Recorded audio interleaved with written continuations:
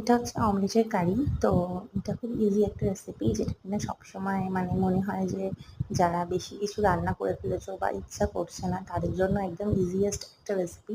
যাই হোক, অমলেট করে নেবে পেঁয়াজ দিয়ে, গোলমরিচ আর নুন দিয়ে। দেন কি একটা মিক্সিতে মানে পেস্ট করার জন্য টমেটো, আদা, রসুন, লঙ্কা গুঁড়ো, ধনিয়া গুঁড়ো, জিরে গুঁড়ো সমস্তটা একসাথে পেস্ট করে নিলাম আমি। করে নিয়ে তেলের মধ্যে জাস্ট মশলাটাকে দিয়ে দিলাম। দেওয়ার পরে তেল ছাড়া পর্যন্ত ওয়েট করলাম। দেন নুন আর হলুদ, চিনি, একটু গোলমরিচ আর একটু মানে গরম মশলা অ্যাড করে দিলাম। ব্যাস, আর কি। এবার জল দিয়ে দিলাম, দিয়ে ডিমগুলো দিয়ে দিলাম। দেওয়ার পরে একটু ধনিয়া পাতা দিয়ে দিলাম গার্নিশিংয়ের জন্য। ব্যাস, রেডি। আমি একটু গরম মশলা দিয়েছিলাম পরে অ্যাড করে।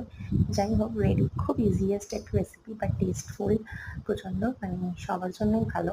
তো ট্রাই করো সবাই। চলো টাটা। চ্যানেলটা ভালো লাগলে সাবস্ক্রাইব করে দিও।